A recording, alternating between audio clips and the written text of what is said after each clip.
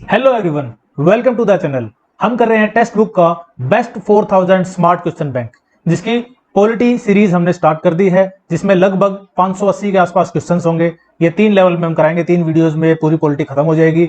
और लेवल 1 हम कर चुके हैं, आज से शुरू करेंगे लेवल 2, जिसमें क्वेश्चन नंबर 236 से 415 तक लगभग 180 क्वेश्चन आज हम करने वाले हैं। तो आज का पहला question, question number 236, who was the first women chief election commissioner of India? Bharat की पहली मुख्य चुनाव आयुक्त महिला कौन थी? तो इसका सही उत्तर होगा रमा देवी। रमा देवी ये 1990 में चीफ इलेक्शन कमिश्नर बनी थी भारत की। ये 9वीं चीफ इलेक्शन कमिश्नर थी। इनको टी.एन. शेषन ने रिप्लेस किया था बाद में। लगभग 15 दिन तक ये चीफ इलेक्शन कमिश्नर के पद पे रही थी। अगला सवाल, question 237, what is the minimum number of seats required to be an opposition party in the लोक सभा? लोकसभा में विपक्षी दल का दर्जा प्राप्त करने के लिए कम से कम कितनी सीटों की आवश्यकता होती है? तो इसका सही उत्तर होगा 55 सीटें। 55 सीटें। और ये 55 सीटों का जो अंक निकला है, ये लोकसभा की 10% सीटें हैं, 10%। Question 238, who among the following was not member of JVP committee constituted for reorganization of states on linguistic basis? भाषाई आधार पर जब राज्यों का पुनर्गठन हुआ था, तब एक कमिटी बनी थी, JVP कमिटी। उस JVP कमिटी में 3 मेंबर थे।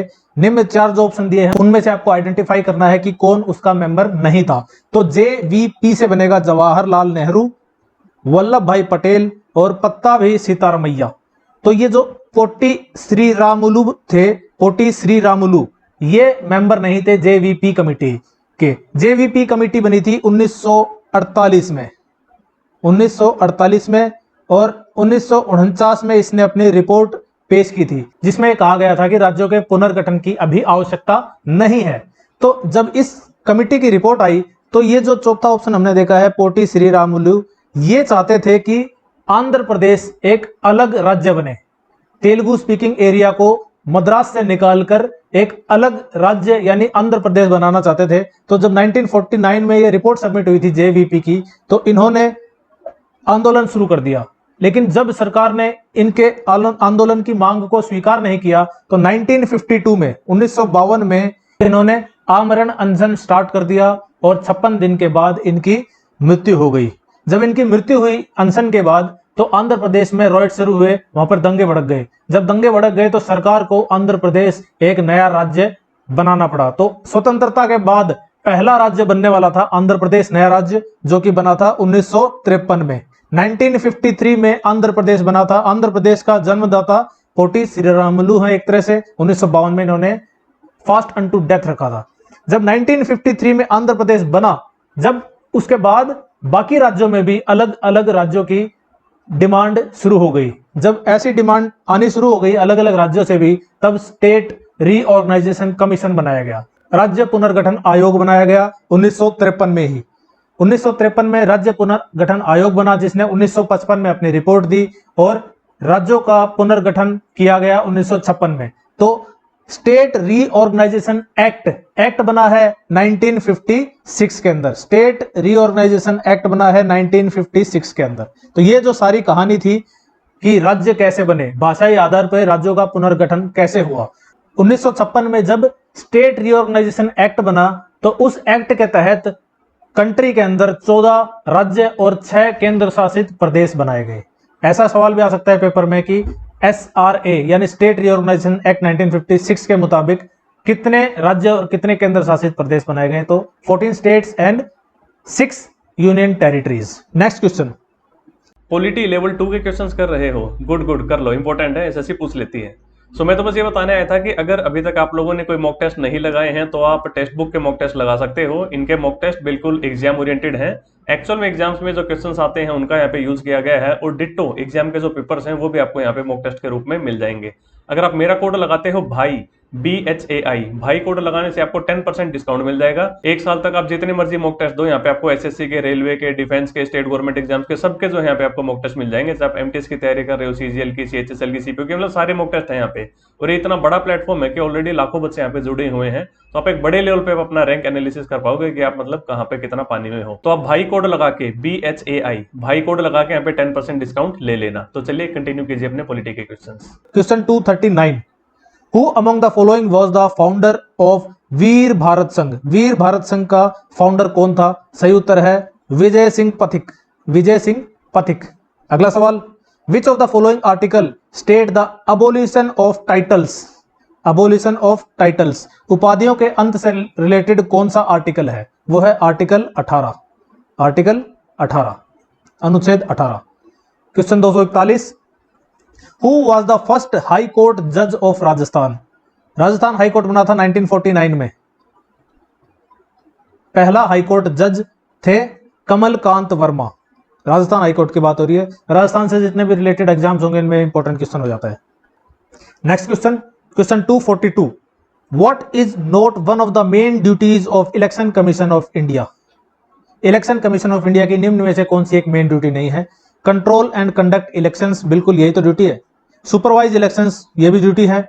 डायरेक्ट इलेक्शंस, मतलब इलेक्शंस को डायरेक्ट करना, कैसे डायरेक्ट इलेक्शन होंगे ये पूरी निगरानी रखना, ये भी सही है। और कंडक्ट लोकल इलेक्शंस, ये गलत।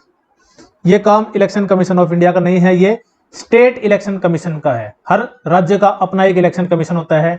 रेस्पेक्टिव स्टेट इलेक्शन कमीशन का काम है कि लोकल इलेक्शंस यानी ग्राम पंचायत इलेक्शंस और municipality elections state election commissioner करवाता है। Question 243, which of the following is not in the jurisdiction of supreme court of India? Appellate, original, advisory और financial. Right answer will be financial. Financial jurisdiction नहीं होता supreme court of India के पास। Question 244, every panchayat unless sooner dissolved under any law for the time being in force shall continue for dash years from the date appointed for its first meeting and no longer।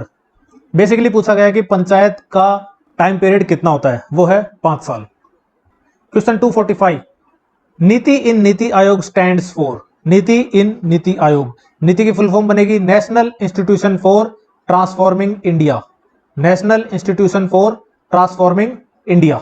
Question 246, the centre for cellular and molecular biology is situated at which one of the following places? निम्न में से कौन सी जगह centre for cellular and molecular biology है? सही उत्तर होगा हैदराबाद। हैदराबाद।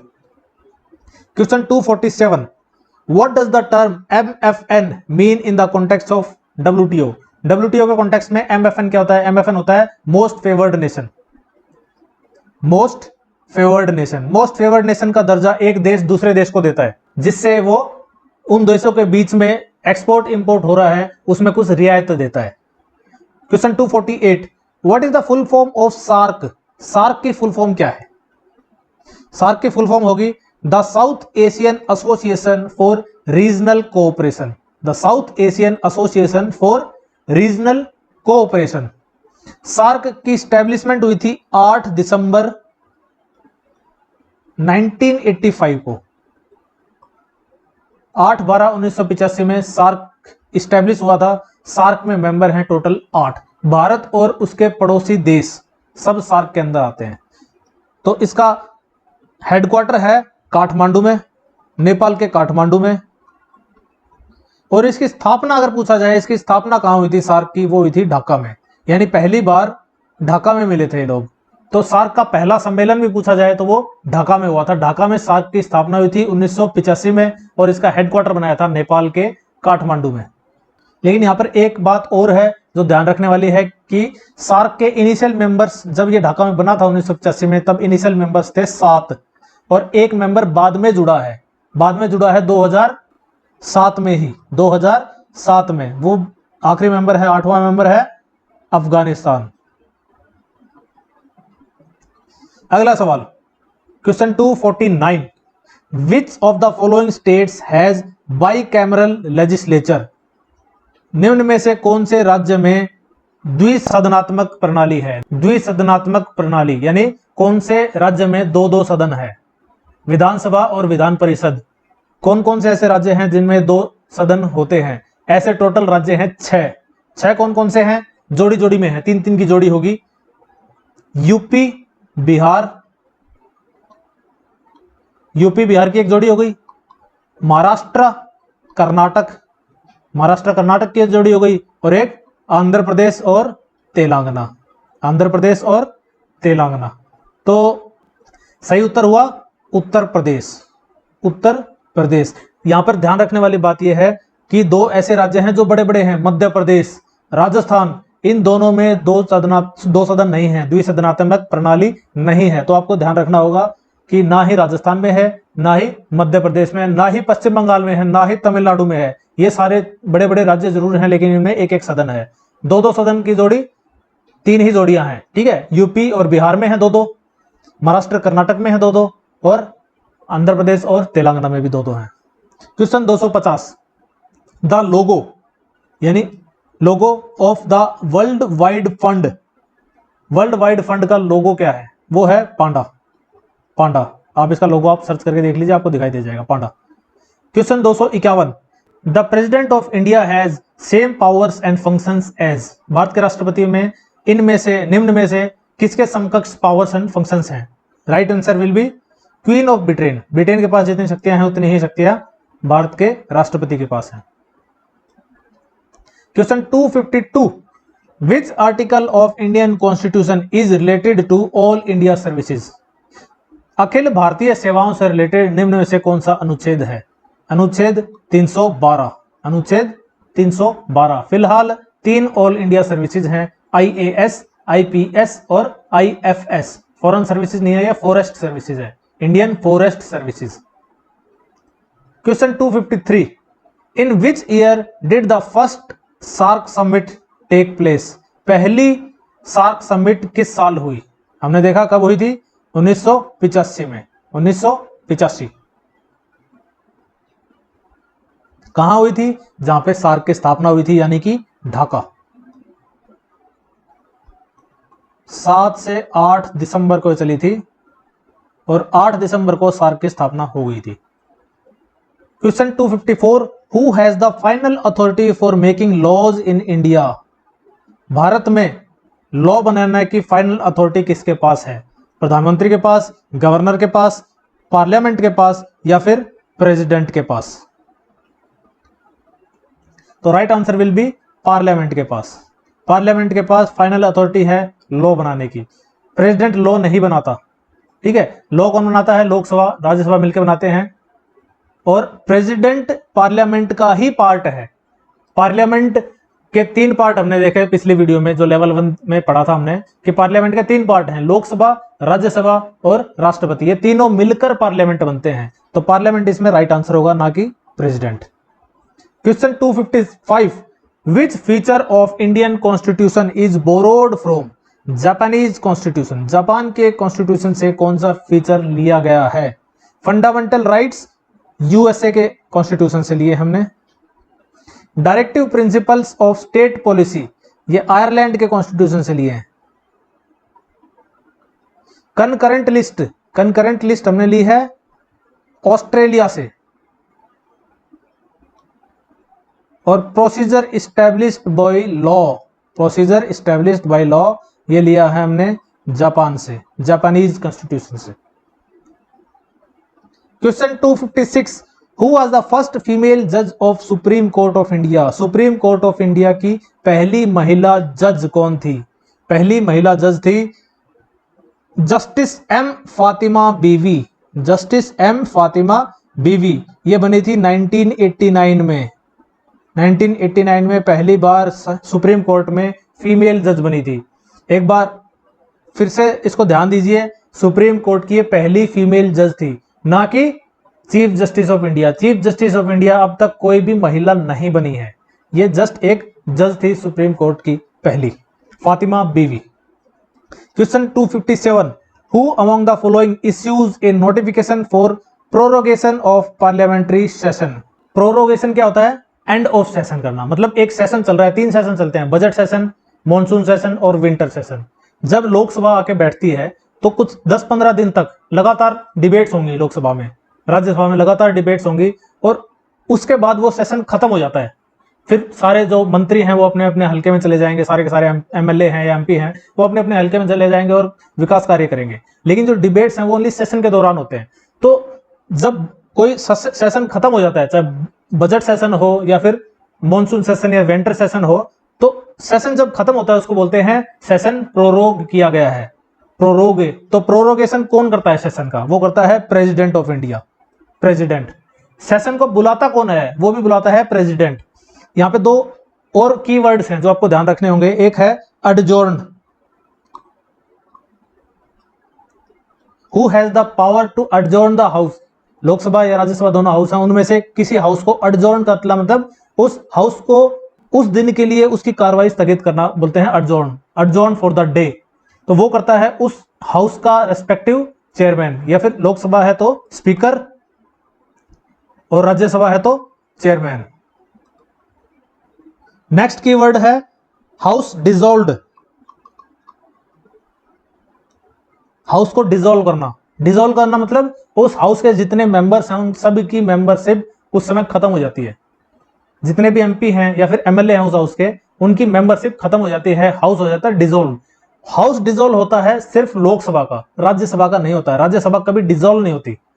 राज्यसभा लगातार चलने वाली सभा है, क्योंकि इसके 1/3 मेंबर्स हैं वो हर 2 साल में बदलते रहते हैं। तो परमानेंट ऐसा नहीं होता कि राज्यसभा के मेंबर्स की मेंबरशिप एकदम चली जाए, पर लोकसभा डिसॉल्व हो जाती है जब उसके 5 वर्ष का अवधि कंप्लीट हो जाए। तो हाउस को डिसॉल्व करने का काम किसका है? लोकसभा डिसॉल्व होती है, लोकसभा को डिसॉल्व करने का काम किसका है? वो है प्रेसिडेंट का। तो याद रखिए, प्रोरोग कौन करेगा? प्रेसिडेंट। डिसॉल्व कौन करेगा? प्रेसिडेंट। और अडजोर्न वर्ड आ जाए तो अडजोर्न करेगा स्पीकर या chairman. Next question, question number 258, who among the following presented the union budget of India for maximum times? सबसे ज्यादा बार बजट किसने पेश किया है? वो पेश किया है मोरारजी देसाई ने। मोरारजी देसाई ने 10 बार बजट पेश किया था। Question 259, name the first chief scientist of the public health division at the World Health Organization? World Health Organization में जाने वाला पब्लिक हेल्थ डिवीजन में पहला चीफ साइंटिस्ट भारतीय कौन था? वो थे doctor Soumya Swaminathan, doctor Soumya Swaminathan. Question 260, 103rd constitutional amendment act is related to? 103वां संविधान संशोधन एक्ट किससे संबंधित है? वो है 10% quota for EWS, economically weaker sections के लिए 10% कोटा वैकेंसीज में निर्धारित करने का जो एक्ट बनाया गया था वो है 103वां constitution amendment act. Question 261, which article of the Indian constitution is concerned with protection of interest of minorities? Minorities के इंटरेस्ट के प्रोटेक्शन से रिलेटेड कौन सा अनुच्छेद है? वो है article 29, article 29, protection of interest of minorities. 262, in pocket veto the president of India can keep a bill for what duration? Pocket veto के दौरान राष्ट्रपति एक बिल को कितने दिन तक, कितनी अवधि तक अपने पास रख सकता है? वो है इनडेफिनेट पीरियड, जितने समय तक रखना चाहे उतने समय तक। प्रेसिडेंट के पास 3 प्रकार के वीटो हैं भारत में। वो 3 है एब्सोल्यूट वीटो, सस्पेंसिव वीटो और पॉकेट वीटो। एब्सोल्यूट वीटो क्या है? एब्सोल्यूट वीटो का मतलब मना कर देना, बिल को साइन करने से मना कर देना या फिर रिजेक्ट कर देना। अगर लोकसभा राज्यसभा कोई बिल पास करके भेजती हैं और राष्ट्रपति उसको मना कर देता है, साइन करने से मना कर देता है, और राष्ट्रपति अपनी मर्जी से नहीं करता, राष्ट्रपति को मंत्री परिषद ऐसा करने को बोलती है। कई बार ऐसा होता है कि लोकसभा राज्यसभा ने कोई बिल पास करके भेज दिया, लेकिन बाद में मंत्री परिषद को ऐसा लग जाए कि नहीं ये बिल हमें नहीं चाहिए। फॉर एग्जाम्पल ये कृषि कानून बिल ही आया था, अगर ये लोकसभा राज्यसभा में पास हो जाता, प्रेसिडेंट के साइन नहीं हुए होते, इसमें तो हो गए थे, प्रेसिडेंट के साइन नहीं हुए थे और बीच में आंदोलन शुरू हो जाता, तो मंत्री परिषद राष्ट्रपति को बोल सकती है कि इस बिल पे आप साइन मत करो, अपना एब्सोल्यूट वीटो लगा दो और रिजेक्ट करके भेज दो। पब्लिक प्रेशर में ऐसा करना पड़ सकता है। तो एब्सोल्यूट वीटो उस केस में प्रेसिडेंट यूज करता है। सस्पेंसिव वीटो तब होता है जब राष्ट्रपति को लगे कि लोकसभा राज्यसभा ने ये जो बिल पास करके भेजा है वो जल्दबाजी में भेजा है, या फिर इस पे अच्छे से डिबेट नहीं हुई, या फिर उसको लगता है कि कुछ इसमें प्रावधान ऐसे डाले हैं, कुछ पॉइंट्स ऐसे डाले हैं जो ठीक नहीं है, उसको ठीक नहीं लग रहे, तो राष्ट्रपति वो रिकंसिडरेशन के लिए बाद में उस हाउस को वापस भेज देता है कि आप इस पे रिकंसिडर करो। इसको बोलेंगे सस्पेंसिव वीटो। लेकिन अगर पार्लियामेंट ने उसको रिकंसिडर कर दिया और चाहे सेम पॉइंट्स के साथ राष्ट्रपति के पास वापस भेज दिया, तो राष्ट्रपति उस पर साइन करने के लिए बाध्य होगा। राष्ट्रपति have to compulsorily sign on that suspensive veto वाला बिल। तीसरा वीटो होता है ये पॉकेट वीटो। पॉकेट वीटो में खासकर तब होता है जब राष्ट्रपति का जो प्रेजेंट गवर्नमेंट है उससे बनती ना हो, या फिर राष्ट्रपति को लगता है कि प्रेजेंट गवर्नमेंट अपनी मनमानी कर रही है, ऐसे ही बिल पास करके भेज दे रही है, तो वो बिल पास किया हुआ, पार्लियामेंट से बिल पास किया हुआ राष्ट्रपति अपनी जेब में रख लेता है। एक तरह से जेब में तो क्या रखता, कहीं भी रखता होगा, लेकिन पॉकेट वीटो बोलते हैं उसको, जेब में रखता है, क्योंकि राष्ट्रपति कितने दिन में साइन करके भेजे ये बाध्य नहीं है। कॉन्स्टिट्यूशन में ये नहीं लिखा गया कि राष्ट्रपति कितने दिन में साइन करके भेजेगा, तो राष्ट्रपति उसको अपने पास रख लेता है इनडेफिनेट पीरियड तक, और कहा जाता है कि राष्ट्रपति ने उसने अपनी पॉकेट में रख लिया है, पॉकेट वीटो। तो ऐसा एक बार हो चुका है पहले। जैल सिंह राष्ट्रपति थे, जैल सिंह जी, उन्होंने पोस्ट ऑफिस एक्ट आया था एक, पोस्ट ऑफिस एक्ट तो तब बनेगा जब वो साइन हो जाए प्रेसिडेंट का, जब तक प्रेसिडेंट का साइन नहीं होता तब तक वो बिल होता है, प्रेसिडेंट का साइन होने के बाद वो एक्ट बन जाता है। तो पोस्ट ऑफिस बिल आया था, पोस्ट ऑफिस अमेंडमेंट बिल, वो जैल सिंह जी ने अपने पास रख लिया था, उसके ऊपर पॉकेट वीटो लगाया था। तो पॉकेट वीटो का एक एग्जांपल है, जैल सिंह थे 1982 से 87 तक भारत के राष्ट्रपति। Next question 263, who established the atomic energy commission इन 1948। दो क्वेश्चन बन जाते हैं कि एटॉमिक एनर्जी कमीशन कब बना, 1948 में बना, और किसने एस्टैब्लिश किया था होमी भाभा ने। इन्हीं के नाम पे तो बार्क की स्थापना हुई है, Bhabha atomic research institute, BARC, जो कि ट्रॉम्बे में है, मुंबई के ट्रॉम्बे में। तो एटॉमिक एनर्जी कमीशन की स्थापना हुई थी 1948 में और की थी होमी भाभा ने। Question 264, who is the chairman of 15th finance commission. 15वें वित्त आयोग के चेयरमैन कौन है, वो है एन.के. सिंह। फाइनेंस कमीशन का आर्टिकल है article 280। Question 265, the members of constituent assembly which enacted the constitution of India were. Bharat का संविधान बनाने वाली संविधान सभा के मेंबर्स कौन थे। मेंबर्स आए थे ब्रिटिश प्रोविंसेस से इनडायरेक्टली चुन के, और प्रिंसली स्टेट्स जो होते थे उनसे नॉमिनेट होके। प्रिंसली स्टेट्स में तो जो राजा होते थे उन्होंने नॉमिनेट करके भेजा था, और जो ब्रिटिश प्रोविंसेस थी उनमें जो एक तरह से विधानसभाएं थी उन्होंने चुन के भेजा था, तो इनडायरेक्टली इलेक्टेड थे। तो डी आंसर इसका होगा, elected by legislative assemblies of various provinces. Elected by legislative assemblies of various provinces. Question 266, which of the following pairs about the subject and the respective list under the constitution of India is correctly matched। Basically बताया गया कि नीचे कुछ subject बताए हैं और कौन से कुछ लिस्ट बताई गई है। 7वीं अनुसूची में विभिन्न विषयों को बांटा गया है कि वो राज्य सूची का विषय है, संघ सूची का विषय है या संवर्ती सूची का विषय है। तो इनमें से देख लेते हैं। Bankruptcy and insolvency concurrent list, ये बिल्कुल सही है, ये तो सही है। Taxes on vehicles union list, नहीं, व्हीकल्स पे टैक्सेस लगाने का अधिकार राज्य का भी है और यूनियन का भी है, तो ये आएगा कंकरेंट लिस्ट में। कंकरेंट लिस्ट, यूनियन लिस्ट नहीं होगा। बैंकिंग स्टेट लिस्ट नहीं है, ये है यूनियन लिस्ट। स्टेट्स के बैंक नहीं होते, यूनियन के होते हैं बैंक, और कंट्रोल करने वाला बैंकों को है आरबीआई, वो भी यूनियन के अंडर आता है। तो बैंकिंग आप याद रख सकते हैं कि यूनियन लिस्ट के हैं। Stock exchange and futures market, stock exchange and futures market, ये सेबी वाला काम है, ये भी यूनियन का ही होगा। तो right answer will B bankruptcy and insolvency concurrent list. Question 267, in which of the following years the first Rajya Sabha election was held. पहले राज्यसभा इलेक्शन किस साल हुए थे? 1952 में हुए थे। पहले लोकसभा इलेक्शंस भी 1952 में हुए थे। पहले लोकसभा इलेक्शंस तो 1951 52 दोनों में हुए थे। 51 के लास्ट में शुरू हुए थे, 52 के फेब तक चले थे। पहली लोकसभा बनी थी 1952 में, और पहले राज्यसभा इलेक्शंस भी 1952 में हुए। Question 268, the planning commission was set up by government of India in year 1950। Planning commission 1950 में बना था। 12 पंचवर्षीय योजनाएं बनाई इन्होंने, टोटल 12 पंचवर्षीय योजनाएं। और 2015 में 1 जनवरी 2015 में प्लानिंग कमीशन को नीति आयोग ने रिप्लेस कर दिया, नीति आयोग ने। Question 269, how many members are there in estimates committee. प्राक्कलन समिति में कितने सदस्य होते हैं? एस्टिमेट्स कमेटी में होते हैं 30 सदस्य, 30, और 30 के 30 होते हैं लोकसभा से, 30 के 30 होते हैं लोकसभा से। इसको कंटिन्यूअस इकोनॉमिक कमेटी भी बोलते हैं, continuous economic committee.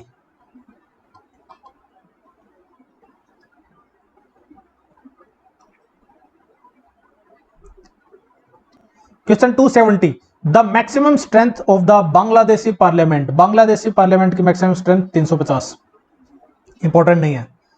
271, which among the following is a post of a land measurer in rural administration in villages. गांव में जमीन नापने का, भूमि नापने का मेन काम किसका है? पटवारी का।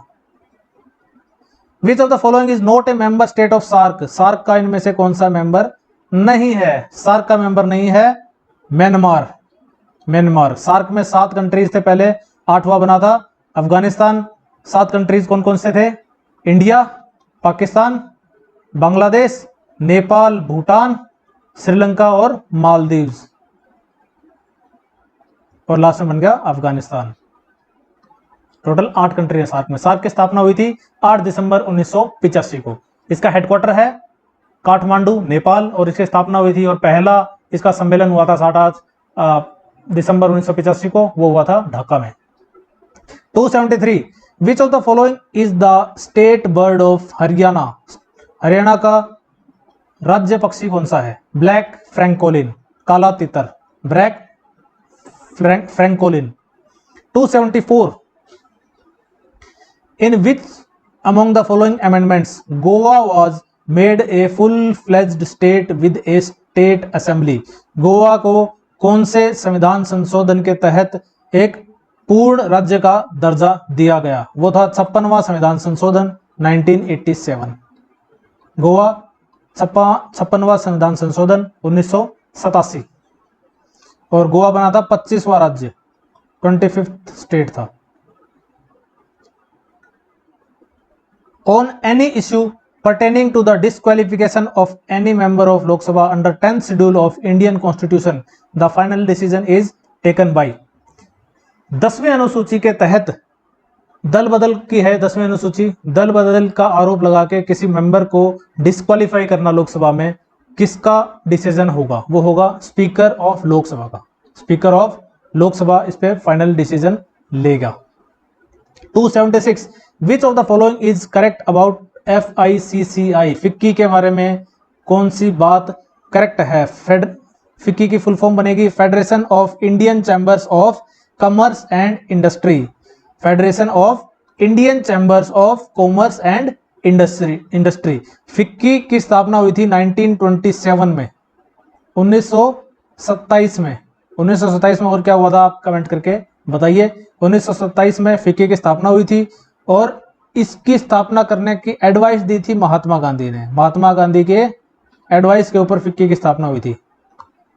और किसने इसकी स्थापना की थी? इसकी स्थापना करने के पीछे 2 लोग थे, एक थे GD बिड़ला और एक पुरुषोत्तम दास ठाकुरदास। पुरुषोत्तम दास ठाकुरदास। तो फिक्की का क्वेश्चन कहां रह गया? करेक्ट, हाँ। It is a pressure group that works for the protection of commerce and industry interest. बिल्कुल सही बात है। इसके फुल फॉर्म से ही पता चल रहा है, federation of Indian commerce, Indian chamber of commerce and industry. तो कॉमर्स एंड इंडस्ट्री के प्रोटेक्शन के लिए प्रेशर ग्रुप बनाया गया है।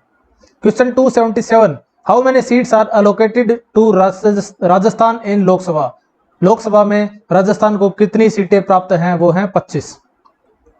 The inter state council is formed as per the provisions of article.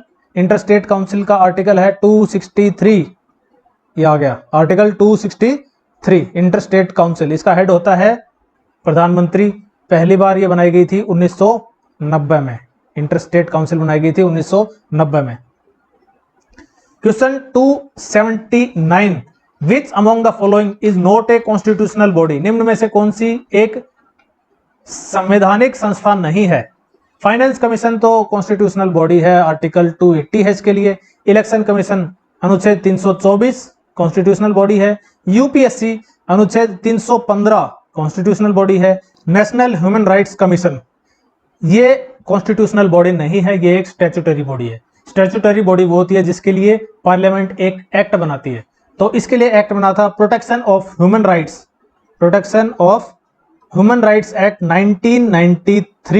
1993 protection of human rights act बना था। इस एक्ट के तहत नेशनल ह्यूमन राइट्स कमीशन की स्थापना की गई थी, तो ये एक कॉन्स्टिट्यूशनल बॉडी नहीं है। Question 280, the I help initiative to promote digital electoral literacy has been launched in which of the following states? Right answer will be Assam. 281, which of the following is the name of parliament of Bangladesh? Parliament की बांग्लादेश की parliament का नाम कौन सा है? संसद तो भारत की है, इंडिया। मजलिस है ईरान की पार्लियामेंट, ईरान की पार्लियामेंट का नाम है मजलिस। सोगडू है भूटान की पार्लियामेंट का नाम सोगडू। और जातीय संसद बांग्लादेश की पार्लियामेंट का नाम है। संसद भारत का है, मजलिस ईरान, सोगडू भूटान और जातीय संसद Bangladesh. 282, how many Lok Sabha seats did the Indian national Congress win in 2019 general elections? 2019 general elections में कांग्रेस ने कितनी सीटें जीती है? आमतौर पे तो बीजेपी का पूछा जाना चाहिए क्योंकि बीजेपी जीती थी इलेक्शन। तो बीजेपी ने जीती थी 330 सीटें, 303, और कांग्रेस ने जीता थे 52 सीटें, 52। और तीसरी अगर पार्टी जो बन के आई थी वो थी डीएमके, उसने जीती थी 23। 303 बीजेपी, 52 कांग्रेस और डीएमके 23, फर्स्ट सेकंड थर्ड ये तीनों थी। 283, which of the following institutions is India's National Academy of Letters? National Academy of Letters, साहित्य academy. 284, which of these institutions is responsible for procuring and stocking of food grains? Food grains को खरीदना और उसका stock करने का काम किस institute के पास है? वो है FCI, food corporation of India, जिसकी स्थापना हुई थी 1965 में। और ये भी एक स्टैट्यूटरी बॉडी है। FCI एक्ट बना था, FCI एक्ट 1964, FCI एक्ट 1964 के तहत FCI की स्थापना हुई थी 1965 में। इस एक्ट में एक प्रावधान था कि एक बॉडी बनाओ, ठीक है। Next 285, which is the apex controlling authority over Indian revenue services? भारतीय राजस्व सेवाओं में को कंट्रोल करने वाली सबसे टॉप अथॉरिटी कौन सी है? वो है ministry of finance, finance ministry के अंडर आते हैं भारतीय राजस्व सेवाएं। 286, who among the following can attend the meetings of both houses of parliament while not being a member of either house? वो है अटॉर्नी जनरल ऑफ इंडिया। हमने पिछली वीडियो में भी देखा था, लेवल 1 वाले में भी, आर्टिकल 76 है इसके लिए, अटॉर्नी जनरल ऑफ इंडिया। ये गवर्नमेंट के फर्स्ट लॉ ऑफिसर भी होते हैं और फिलहाल है के वेणुगोपाल जी।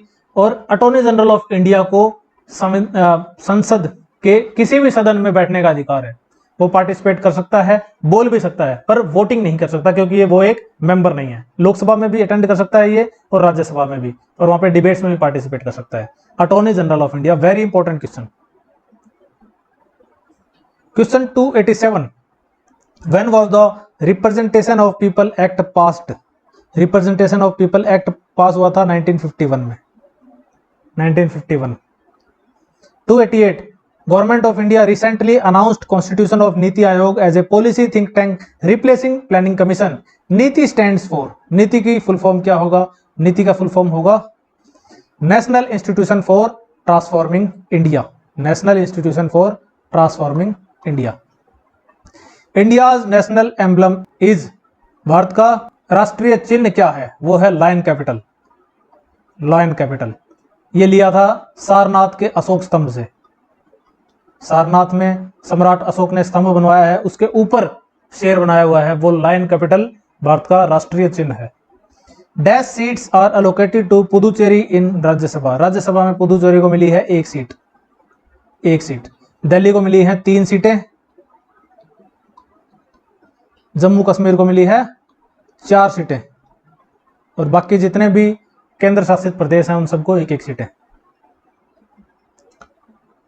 291 Gorakhpur a city Uttar Pradesh was recently given a GI tag for which of the following heritage. Gorakhpur में किसको जीआई टैग दिया गया है? वो है terracotta. GI tag very important, उस साल ये पेपर में आया हुआ था, किसी पेपर में आया हुआ, इसलिए टेक्स्ट बुक वालों ने इसको इंक्लूड कर लिया है। आप अगले एग्जाम में भी जब भी तैयारी करने जाते हैं, जब अटेम्प्ट करते हैं, तो जीआई टैग जरूर पढ़ के जाएं जो पिछले 1 साल में मिले हैं। 292 हु अपॉइंट्स जज of supreme court and high court in India. Bharat के उच्च न्यायालय और सर्वोच्च न्यायालय के जजेस को कौन अपॉइंट करता है? अपॉइंट करते हैं प्रेसिडेंट ऑफ इंडिया, दोनों को, प्रेसिडेंट ऑफ इंडिया।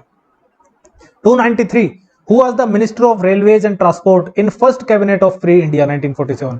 1947 में जब पहली कैबिनेट बनी थी आजाद भारत की, तो उसके minister of railways and transport कौन थे? वो थे डॉक्टर जॉन मथाई। जगजीवन राम तो लेबर मिनिस्टर थे। राजकुमारी अमृत कौर हेल्थ की मिनिस्टर थी, health minister. B R Ambedkar law minister थे, क्योंकि इन्होंने कॉन्स्टिट्यूशन बनाया है। इसके अलावा अगर बात करें बलदेव जी, बलदेव डिफेंस मिनिस्टर थे। मौलाना अब्दुल कलाम आजाद की बात करें, मौलाना अब्दुल कलाम आजाद, ये थे एजुकेशन मिनिस्टर। और सनमुखम चेट्टी वो फाइनेंस मिनिस्टर। तो आजाद भारत का पहला बजट किसने पेश किया था? सनमुखम चेट्टी ने किया था। Question 294 the reserve bank was established in 1935 by banking regulation act 1934। Banking regulation act 1934 आया था जिसमें रिजर्व बैंक की स्थापना करने की बात की गई थी। तो 1935 में रिजर्व बैंक बना, जो कि एक स्टैट्यूटरी बॉडी है। ये कितनी धनराशि के साथ बनाया गया था? इसमें शुरू में धनराशि डाली गई थी 5 crore. MSF an international independent medical humanitarian organisation, इसकी फुल फॉर्म क्या है? MSF की फुल फॉर्म होगी Medecins Sans Frontieres. 296 which of the following is the newest high court. सबसे नया हाई कोर्ट किसको मिला है? आंध्र प्रदेश को, क्योंकि आंध्र प्रदेश का जो पुराना हाई कोर्ट था वो तेलंगाना में चला गया और आंध्र प्रदेश को नया हाई कोर्ट मिल गया। 297 Who has the right to control the contingency fund of India as described in Article 267। Article 267 में जो कंटीजेंसी फंड ऑफ इंडिया है वो कंट्रोल करने का अधिकार किसके पास है? वो है राष्ट्रपति के पास। The president has the right to control contingency fund of India. President का मतलब होता है गवर्नमेंट ऑफ इंडिया एक तरह से, क्योंकि प्रेसिडेंट अपने मन से कुछ नहीं करता, वो मिनिस्ट्री की एड एंड एडवाइस पे ही काम करता है। 298 Who was the defence minister of India at the time of Indo पाक वॉर। 1971 वॉर में डिफेंस मिनिस्टर कौन थे? आजादी के समय डिफेंस मिनिस्टर थे बलदेव जी। 1971 के वॉर के समय डिफेंस मिनिस्टर थे जगजीवन राम। 1962 की बात करें, 62 की लड़ाई में नेहरू खुद थे डिफेंस मिनिस्टर। 1965 की बात करें तो 65 की लड़ाई में YB चवन थे डिफेंस मिनिस्टर। और 1999 यानी कारगिल युद्ध की बात करें तो कारगिल युद्ध में जॉर्ज फर्नांडिस डिफेंस मिनिस्टर थे। तो ये बेसिकली मोटे मोटे टाइम बताया गया। 1962 के वॉर में आपको याद होना चाहिए खुद प्रधानमंत्री ही डिफेंस मिनिस्टर थे यानी जवाहरलाल नेहरू। 65 के वॉर में जो हमने पाकिस्तान के साथ लड़ी थी YB चवन थे। 71 के वॉर में जब बांग्लादेश को अलग कराया गया था जगजीवन राम थे। 99 में कारगिल युद्ध के समय जी फर्नांडिस थे। और आजाद भारत हुआ जब पहले डिफेंस मिनिस्टर थे बलदेव जी। 299 among the following constituency from which constituency did Shashi Tharoor win the election. Shashi Tharoor किस कॉन्स्टिट्यूएंसी से जीते हैं? शशि थरूर जीते हैं तिरुवनंतपुरम से। 300 who holds the apex position in the administrative hierarchy of A state. Apex position सबसे टॉप पोजीशन किसके पास है? स्टेट में गवर्नर के पास। और कंट्री में प्रेसिडेंट के पास। 301 एस्टिमेट्स कमेटी कंसिस्ट ऑफ, प्राक्कलन समिति में कौन कौन होता है? 30 मेंबर राज्यसभा नहीं लोकसभा से ही होते हैं, only 30 members from Lok Sabha. Who is the vice chairman of NITI आयोग एट प्रेजेंट? अभी फिलहाल नीति आयोग के वाइस चेयरमैन कौन है? वो है राजीव कुमार। और चेयरमैन की बात करें तो वो खुद प्रधानमंत्री होते हैं यानी नरेंद्र मोदी। और सीईओ हैं Amitabh Kant, CEO chief executive officer हैं अमिताभ कांत। वाइस चेयरमैन नीति आयोग के हैं Rajeev Kumar. 303 chairperson and members of state human rights commission are appointed by. किसी राज्य के ह्यूमन राइट्स कमीशन के मेंबर और चेयरपर्सन कौन अपॉइंट करता है? वो है गवर्नर। और इंडिया का नेशनल ह्यूमन राइट्स कमीशन के चेयरपर्सन मेंबर्स को अपॉइंट करता है president. 304 how many states are there in Rajya Sabha from Uttar Pradesh? Uttar Pradesh से कितनी सीटें हैं राज्यसभा में? राज्यसभा में उत्तर प्रदेश से सीटें 31। 305 ASEAN secretariat is located in which country? ASEAN का सेक्रेटरीट किस कंट्री में लोकेटेड है? वो है इंडोनेशिया के जकार्ता में। जकार्ता, इंडोनेशिया के जकार्ता में। आसियान की स्थापना हुई थी 1967 में और इसमें 10 कंट्रीज हैं, 10 कंट्रीज। आसियान मतलब association of south east Asian Nations. South east Asia जो है, साउथ ईस्ट एशिया में भारत नहीं आता। साउथ ईस्ट एशिया में सिंगापुर, इंडोनेशिया, थाईलैंड, वियतनाम, ये सब कंट्रीज आते हैं, 10 कंट्री आते हैं। ये 10 कंट्रीज के मेंबर आसियान के। What does UNHCR stand for? UNHCR का फुल फॉर्म है United Nations High Commissioner for Refugees. United Nations High Commissioner for Refugees. 307 dash is a bird which symbolises peace. कौन सा पक्षी शांति का सिंबल होता है? वो है डोव। डोव होता है व्हाइट पिजन, सफेद कबूतर, अपने यहाँ मोडी भी बोलते हैं, मोडी। डोव शांति का प्रतीक होता है। 308 विच of the following is a name of Israel parliament? Israel parliament का नाम क्या है? नेशनल असेंबली तो है अफगानिस्तान की। पिथु हुल्ताओ है म्यांमार का। कांग्रेस है यूएसए की, बल्कि और बच गया नेसेट है इजराइल की parliament. Knesset KNESSET Knesset Israel की पार्लियामेंट का नाम है। Next question number 309 according to article 361 of constitution of India a criminal proceedings can not be instituted in a court against the dash during the term of office. किसके खिलाफ article 361 के तहत कोई criminal proceedings शुरू नहीं की जा सकती जब तक उसका ऑफिस का टर्म चल रहा है?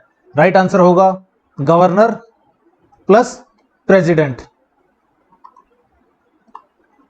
ये दोनों पद ऐसे हैं, इनके टर्म ऑफ ऑफिस के दौरान इनके थ्रू कोई क्राइम हो जाता है तो वो कोर्ट में नहीं ले जा सकता। आर्टिकल 361 इनको वो सिक्योरिटी प्रोवाइड करवाता है।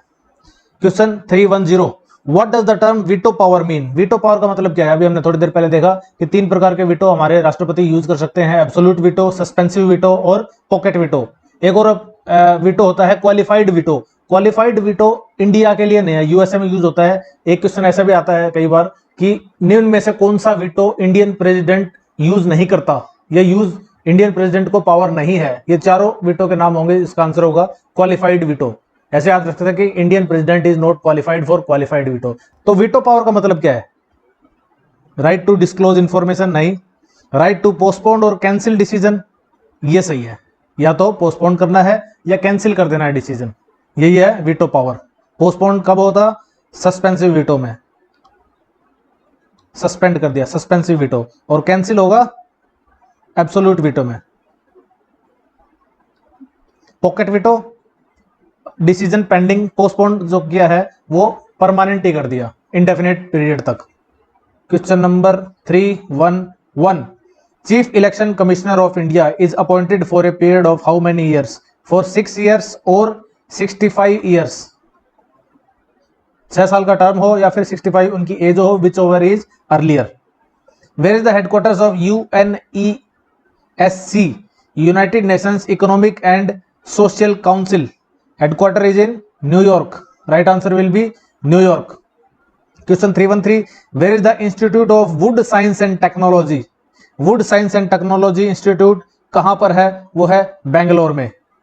क्वेश्चन 314, अभी ये क्वेश्चन है वो इमरजेंसी से रिलेटेड है। Article 352 352 of Indian constitution is triggered when there is an armed rebellion. Armed rebellion होता है तो आर्टिकल 352 ट्रिगर हो जाता है, एक्टिवेट हो जाता है। बिल्कुल सही है, ठीक है। दो केसेस में 352 लगता है, या तो आर्म्ड रेबेलियन हो या फिर एक्सटर्नल एग्रेशन हो, यानी बाहरी आक्रमण हो या अंदर सशस्त्र विद्रोह हो।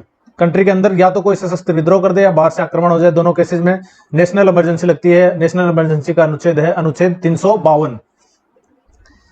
ये आर्म्ड रेबेलियन जो वर्ड है, सशस्त्र विद्रोह, पहले ये आंतरिक अशांति होता था, इंटरनल डिस्टरबेंस होता था, लेकिन इंटरनल डिस्टरबेंस का फायदा उठाते हुए श्रीमती इंदिरा गांधी जी ने 1975 में इमरजेंसी लगाई थी। 1975 में इमरजेंसी लगाई थी जब जेपी नारायण ने टोटल रिवॉल्यूशन चालू कर दिया था। जब जेपी नारायण ने टोटल रिवॉल्यूशन किया था तो इंदिरा गांधी ने बोला कि आंतरिक अशांति हो गई है और ये इमरजेंसी लगा दी थी। तो जब जेपी गवर्नमेंट आई थी, जनता पार्टी की गवर्नमेंट आई थी मोरारजी देसाई की, इंदिरा गांधी जी के जाने के बाद 77 में, तब इन्होंने ये आंतरिक अशांति को हटाकर आर्म्ड रेबेलियन वर्ड डाल दिया कि आर्म्ड रेबेलियन होगा तभी होगा अब से। और ये डाला गया था armed rebellion 44th amendment act, 44th amendment act 1978। तो पहला स्टेटमेंट सही है। Article 365 of Indian constitution is triggered on the grounds of failure of constitutional machinery in states. गलत, 365 नहीं है, 356 है। 356 अनुच्छेद 356, 352, 356 और 360, 4 का डिफरेंस है तीनों में। ये 3 इमरजेंसीज हैं, नेशनल इमरजेंसी, स्टेट इमरजेंसी और financial emergency. Article 360 of Indian constitution is triggered when there is a financial emergency. ये भी सही है, तो आंसर होगा 1 and 3। 1 and 3 are true. D इसका सही आंसर होगा। Question 315, who is the first chief justice of Madhya Pradesh high court? Madhya Pradesh high court के फर्स्ट चीफ जस्टिस कौन थे? वो थे एम हिदायतुल्ला। वैसे तो एमपी से रिलेटेड जितने एग्जाम्स हैं उनमें इंपॉर्टेंट है, बट एम हिदायतुल्ला इंपॉर्टेंट इसलिए भी हैं क्योंकि ये पहले सुप्रीम कोर्ट के चीफ जस्टिस थे जिन्होंने पद पे रहते हुए प्रेसिडेंट का काम भी किया था। जब प्रेसिडेंट की डेथ हो गई थी और वीवी गिरी उपराष्ट्रपति थे, उन्होंने प्रेसिडेंट का चुनाव लड़ने के लिए उपराष्ट्रपति पद से रिजाइन किया था। तो प्रेसिडेंट और वाइस प्रेसिडेंट दोनों की दोनों पोस्ट खाली हो गई थी, तो चीफ जस्टिस ऑफ इंडिया ने प्रेसिडेंट का रोल निभाया था, वो ये थे M Hidayatullah. Question 316, Indian soldiers have been awarded UN medal recently for the peace keeping works in South Sudan. South Sudan में काम करते हुए इंडियन सोल्जर्स को यूएन मेडल मिला है। और यूएन जो फोर्स होती है उसको बोलते हैं blue helmet force. Blue, BLUE, blue helmet. कई बार पेपर में आता है कि ब्लू हेलमेट फोर्स किसके लिए यूज हो जाती है, तो UN peace keeping force blue helmet force होती है। Question 317, Vidarbha Singh was the chief minister of which state? Himachal Pradesh. 318, which of the following articles talk about all India services? थोड़ी देर पहले हमने देखा 312, 3 ऑल इंडिया सर्विसेज हैं, IAS, IPS और IFS, Indian forest services.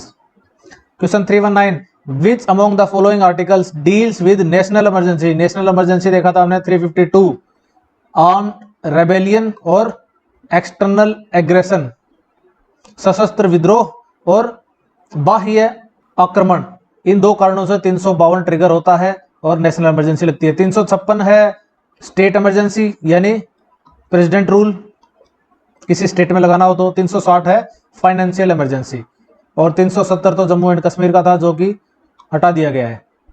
Question 320, what was the main objective of 5th 5-year plan? 5वां 5-year plan. 5 से ऐसे देखो, 5 से एक हाथ बनता है, हाथ से कुछ हटाते हैं ऐसे, तो गरीबी हटाओ, removal of poverty and achievement of self reliance. 5वां पंचवर्षीय योजना में गरीबी हटाओ का नारा भी दिया गया था। Next question which among the following is the ground for removal of जज of supreme court. Supreme court के जज को रिमूव करना है तो उसका बेसिस क्या हो सकता है? प्रूवन मिसबिहेवियर सही है, इनकैपेसिटी भी सही है, रॉन्ग जजमेंट नहीं, चाहे रॉन्ग जजमेंट दे दें इनको हटाया नहीं जा सकता, मिसबिहेव कर दें या इनकैपेसिटी, यानी बोथ 1 एंड 2, डी आंसर होगा इसका, बोथ 1 एंड 2। और प्रेसिडेंट के लिए, प्रेसिडेंट को अगर इम्पीच करना है, प्रेसिडेंट को हटाना है तो क्या किस ग्राउंड पर हटाए जा सकते हैं? वो हटाए जाएंगे वॉयलेशन ऑफ कॉन्स्टिट्यूशन के बेस पर। क्वेश्चन 322, द जजेस of a high court hold office till the age of 62 years. High court के जज की एज लिमिट होती है 62 ईयर्स, सुप्रीम कोर्ट की 65 years. Which of the following statements are correct? Which of the following statements are correct? There is a huge difference between powers of chief election commissioner and 2 other commissioners. कोई difference नहीं है, same power है तीनों के पास। There is no difference in salary of election commissioner and high court जज। गलत, supreme court जज के बराबर होती है इनकी salary. The term of chief election commissioners is up to 6 years और 65 ईयर्स ऑफ एज। ये सही है, 6 साल या 65 साल, which ever is less, which ever is earlier, less नहीं अर्लियर बोले, जो पहले आ जाए वो इनका टर्म होता है। Prime minister has the power to elect chief election commissioner. Election नहीं होता, इलेक्ट वर्ड गलत है, ये इलेक्ट नहीं होगा। और प्रेसिडेंट इनको अपॉइंट करता है, अपॉइंट वर्ड होगा, वो भी प्रेसिडेंट के साथ होगा, प्राइम मिनिस्टर भी नहीं होगा। Question 324, fundamental rights guaranteed by the Indian constitution to the citizens of India can be suspended only by. Fundamental rights कौन सस्पेंड कर सकता है और कब सस्पेंड कर सकता है? The act pass by parliament, नहीं, पार्लियामेंट नहीं कर सकती fundamental rights. Judicial decision of supreme court, नहीं। प्रोक्लेमेशन ऑफ नेशनल इमरजेंसी, ये सही है, नेशनल इमरजेंसी अगर लागू हो जाए तो फंडामेंटल राइट्स सस्पेंड हो सकते हैं। For which of the following does the CAG act as the auditor? किसके लिए controller and auditor general auditor का काम करता है? Union ministry, finance ministry, state government, both A and B। Union government और स्टेट गवर्नमेंट दोनों के लिए। फाइनेंस मिनिस्ट्री तो आती ही यूनियन गवर्नमेंट के अंदर है, ठीक है। यूनियन गवर्नमेंट और स्टेट गवर्नमेंट दोनों के जो अकाउंट्स है उनको ऑडिट करता है CAG. Next question 326, which constitutional amendment act added the 9th schedule? पहले ही कॉन्स्टिट्यूशनल अमेंडमेंट में 9वें शेड्यूल को जोड़ा गया था। फर्स्ट कॉन्स्टिट्यूशनल अमेंडमेंट एक्ट 1951 में आया था। ये 1951 में लैंड रिफॉर्म से रिलेटेड कुछ आर्टिकल्स, कुछ प्रोविजन सरकार को लाने थे, इसलिए ये लाए थे amendment. 327, during a national emergency regarding the suspension of fundamental rights which of the following is an incorrect pair? National emergency जब भी लगती है तो फंडामेंटल राइट्स सस्पेंड हो जाते हैं। ये 2 आर्टिकल्स में मेंशन है, 358 एंड 359।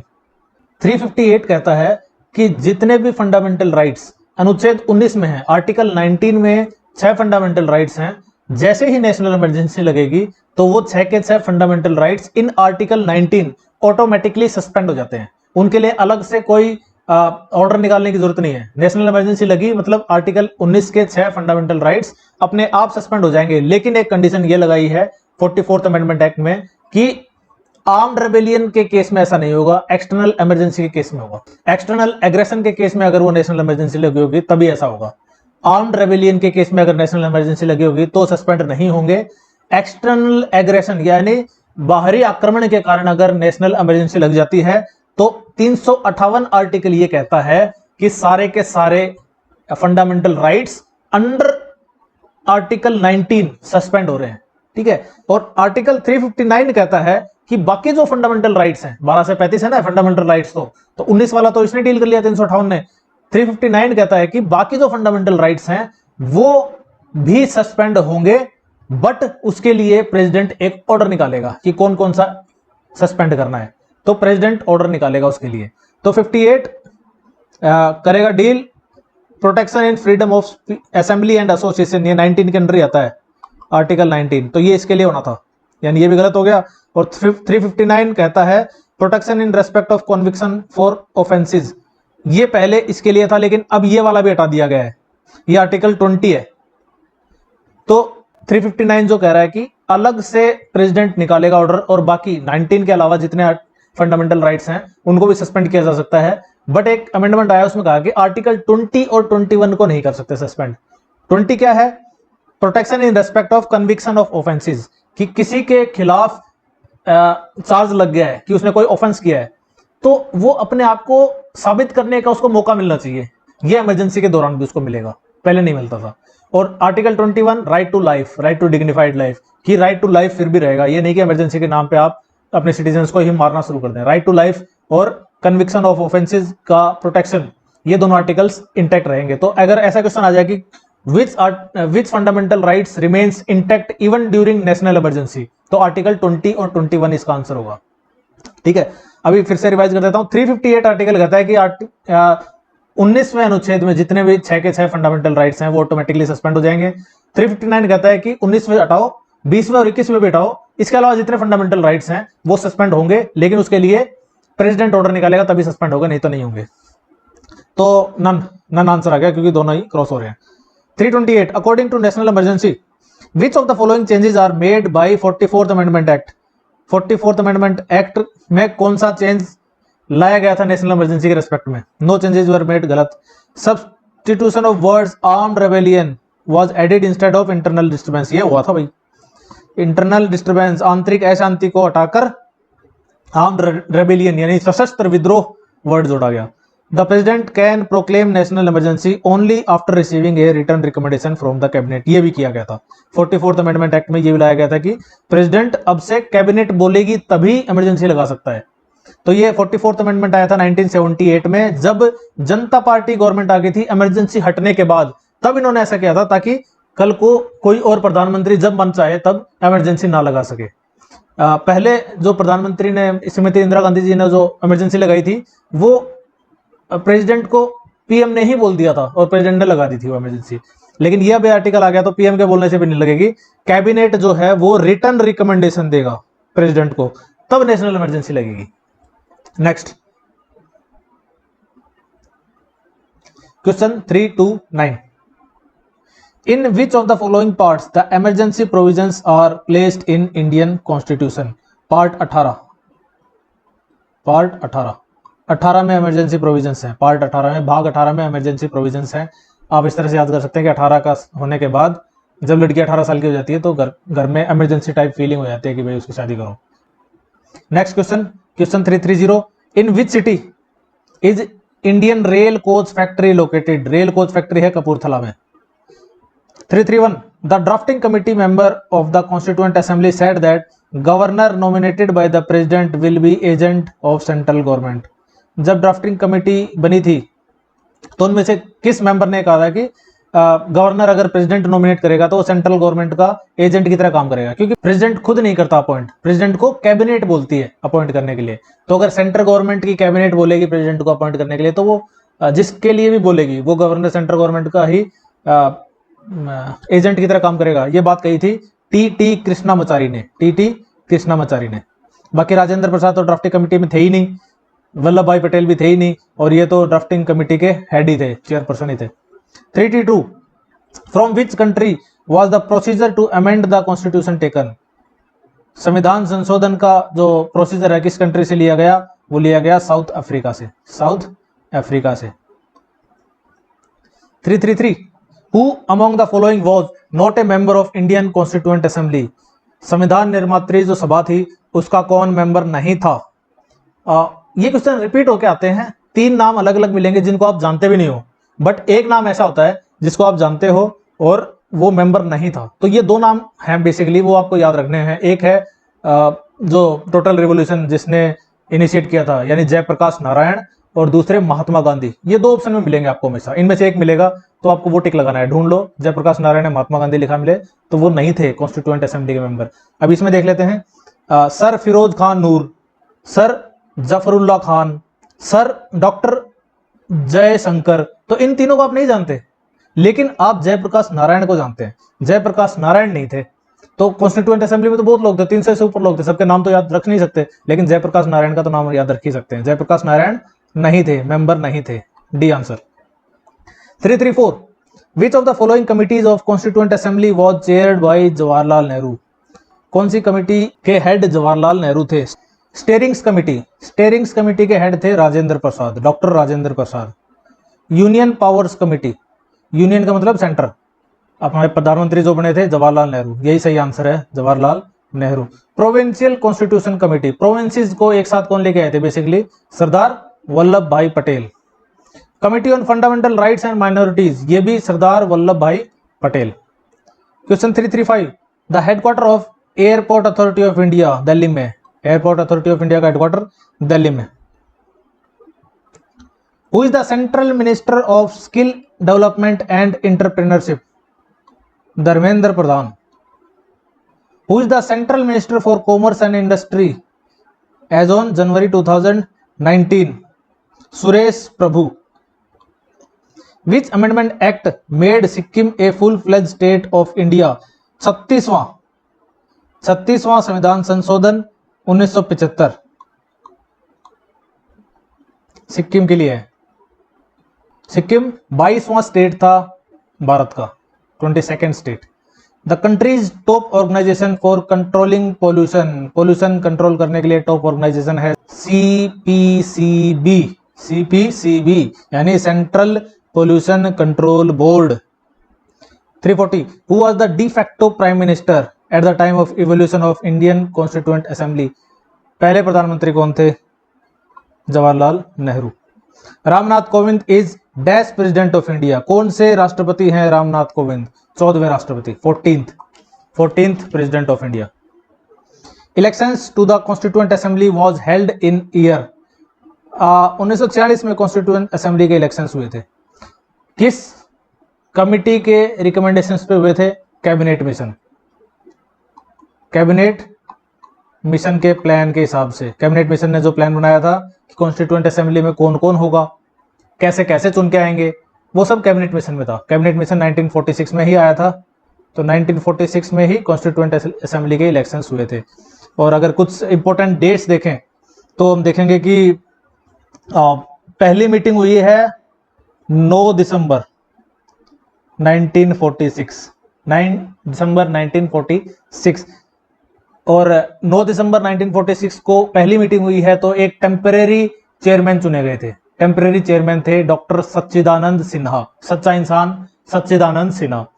उसके बाद 11 को फिर से मीटिंग हुई, सेकेंड मीटिंग 2 दिन बाद 11 को मीटिंग हुई तो अभी परमानेंट चुना गया, वो थे डॉक्टर राजेंद्र प्रसाद, डॉक्टर राजेंद्र प्रसाद। अब इसके 2 दिन बाद फिर 13 दिसंबर को जवाहरलाल नेहरू जी ने ऑब्जेक्टिव्स रिजोल्यूशन पेश किया। ऑब्जेक्टिव्स रिजोल्यूशन का मतलब उद्देश्य प्रस्ताव, कि जो संविधान सभा जो बनी है जिसके हम सब मेंबर्स हैं, उस संविधान सभा का उद्देश्य क्या है, ऑब्जेक्टिव क्या है, तो उसमें सब कुछ मेंशन था कि हम क्या करने वाले हैं। और ये ऑब्जेक्टिव्स रिजोल्यूशन जो था, इसकी डेट इंपॉर्टेंट है 13 दिसंबर को। 9 दिसंबर को पहली मीटिंग, 11 को परमानेंट बने चेयरमैन, और 13 दिसंबर को ऑब्जेक्टिव रिजोल्यूशन। ये ऑब्जेक्टिव रिजोल्यूशन आगे जाकर जब कॉन्स्टिट्यूशन बन गया तो कॉन्स्टिट्यूशन की प्रस्तावना का रूप ले लिया। इस ऑब्जेक्टिव रिजोल्यूशन ने कॉन्स्टिट्यूशन का प्रीएम्बल बन गया। तो क्वेश्चन ऐसा भी पूछा जाता है कि preamble of Indian constitution was modified version of dash objective resolution. 343, what is the most important function of legislature? Legislature का काम क्या है? Making law. जुडिशरी का काम डिसाइड करना लॉ ठीक है कि नहीं है। Swaran Singh committee is related to, Swaran Singh committee की संस्तुति पर, इसके रिकमेंडेशन पे फंडामेंटल ड्यूटीज बनाई गई थी 42nd अमेंडमेंट एक्ट 1976 में। 42nd अमेंडमेंट एक्ट 1976 में 10 फंडामेंटल ड्यूटी बनाई गई थी स्वर्ण सिंह कमेटी की रिकमेंडेशन के ऊपर। और फिर 86th अमेंडमेंट आया था 2002 में, इसमें 11वीं फंडामेंटल ड्यूटी जोड़ी गई। Which of the following article states the promotion of internal peace and security? International peace and security, article 51 international peace and security की बात करता है। Banking regulation act was passed in, banking regulation act कब pass हुआ? Banking regulation act pass हुआ था 1949 में, 1949 में। Which of the following article states the organisation of village panchayat, कल भी देखा था हमने, article 40। Which of the articles promotes social equal justice and free legal aid for all citizens, 39A, 39A. Under which article of Constitution of India can members of Anglo-Indian community be nominated to Lok Sabha by President? 331, 331 के तहत president Lok Sabha में 2 Anglo Indians nominate कर सकता है, और 333 के तहत governor of the state Anglo Indians, एक एंग्लो इंडियन को उस स्टेट की विधानसभा में नॉमिनेट कर सकता है। बट अब ये एंग्लो इंडियन का जो रिजर्वेशन था ये अभी हट गया है। 350 which of the following article states about the power of president to grant pardons etc and to suspend, remit or commute sentences in a certain case। Basically राष्ट्रपति का जो क्षमा करने का अधिकार है वो किस आर्टिकल के तहत है, वो है 72, आर्टिकल 72। याद कर सकते हैं, 7 का बनेगा 7, 7 से बना 7 2, तो प्रेसिडेंट को बोलता है क्रिमिनल की मेरा साथ दो, तो प्रेसिडेंट उसका साथ दे देता है। 72 आर्टिकल 72 उसको माफ कर सकता है। Next 351 the power to inquire into and decide all doubts and disputes arising out of election of president is vested in. President का इलेक्शंस में कोई डिस्प्यूट हो तो कौन डिसाइड करेगा? Supreme court. 352 the khadi and village industries commission act, khadi and village industries commission act was passed in year 1956 in India. Which of the following article of the Constitution of India provides for formation of new state? नया राज्य बनाना हो तो, नया राज्य बनाना है तो article 3 नए राज्य के गठन से रिलेटेड है। 354 Which of the following article state the prohibition of employment of child in factories? बच्चे जो 24 घंटे फैक्ट्रियों में काम करते रहते हैं उनको बचाने के लिए कौन सा आर्टिकल है? वो है 24 घंटे वाला आर्टिकल 24। बच्चों से रिलेटेड आर्टिकल 24 घंटे फैक्ट्रियों में बच्चों को नहीं लगा के रखना, बेसिकली बच्चों को लगा के ही नहीं रखना है, 24 घंटे फ्री होने चाहिए वो पढ़ाई से। हालांकि बच्चों को फैमिली ओन्ड बिजनेस जो है, जो घर पे आप कोई बिजनेस चला रहे हो उसमें बच्चों को लगा सकते हैं, बट वो हार्मफुल कैटेगरी के नहीं होने चाहिए। यानी पटाखे, घर में अगर पटाखे बना रहे हो या मोमबत्ती कार बना रहे हो कुछ, तो उनमें बच्चों को नहीं लगा सकते। पापड़ वापड़ में आप बच्चों को लगा सकते हैं। 355 विच of the following article state the prohibition of traffic of human beings and force labour? कौन सा अनुच्छेद बंधुआ मजदूरी पर रोक लगाता है? वो है आर्टिकल 23। आर्टिकल 23 बंधुआ मजदूरी के लिए। ट्रिक आप ऐसे याद कर सकते हो कि बंधुआ मजदूरी मत करो, 23 घंटे काम करा लो, 1 घंटे तो फिर भी मुझे अपने आप के लिए भी दो, है ना। 24 घंटे होते हैं बंधुआ मजदूरी वाले, 23 घंटे करा सकते हो काम। 356 which of the following articles of Indian constitution is related to equal justice and free legal aid? फिर रिपीट हो गया 39A, बहुत इंपॉर्टेंट है, बार बार आता है। फ्री लीगल एड और equal justice 39A। Which article for the Constitution of India provides that each Indian state will have a governor? हर राज्य में एक गवर्नर होगा। कौन सा आर्टिकल कहता है? आर्टिकल 153 153 गवर्नर की बात करता है। Which of the following is called popular chamber? Popular chamber, house of people, house of people को पॉपुलर चैम्बर भी कहा जाता है। वो है लोकसभा। राज्यसभा होता है काउंसिल ऑफ स्टेट्स या फिर एल्डर्स, चैम्बर ऑफ एल्डर्स। बड़े लोग हैं इसमें, 30 साल वाले होते हैं ना राज्यसभा में, लोकसभा में होता है 25 साल। 359 which section of the constitution describes India as a secular state? Secular state preamble में मेंशन किया गया है, secular state. 360 in which part of Indian constitution are centre state relations mentioned? Centre state relations part 11 में article 245 से 263। 263 क्या है? Interstate council जिसका head होता है प्रधानमंत्री और 1990 में पहली बार बनी थी। 361 Who among the following decides on the question of disqualification of MP of Lok Sabha in case of defection? यानी अनुसूची 10 के तहत दल बिदल का कानून लगता है तो कौन डिसाइड करता है? स्पीकर डिसाइड करेगा। Which of the following schedules deals with the concurrent list? concurrent list क्या? Union list, state list, concurrent list, तीनों के तीनों लिस्ट के लिए 7th शेड्यूल, 7वां schedule. Which of the following articles state the protection of life and personal liberty? जीवन जीने का अधिकार दिया है आर्टिकल 21A तो पढ़ाई से रिलेटेड है। 20 कन्विक्शन ऑफ ऑफेंसेस जो हमने देखा था, यानी 20 और 21 को इमरजेंसी के दौरान भी कर्व नहीं किया जा सकता। Which of the following article states the equality of opportunity in public matters of public employment? Public employment में इक्वालिटी का मतलब article 16। Which of the following article states the equality before law कानून के समक्ष समानता आर्टिकल 14 अप्रैल अपना कानून बनाने वाले का जन्मदिन है, डॉक्टर भीमराव अंबेडकर का, तो आर्टिकल 14 इक्वलिटी बिफोर लॉ।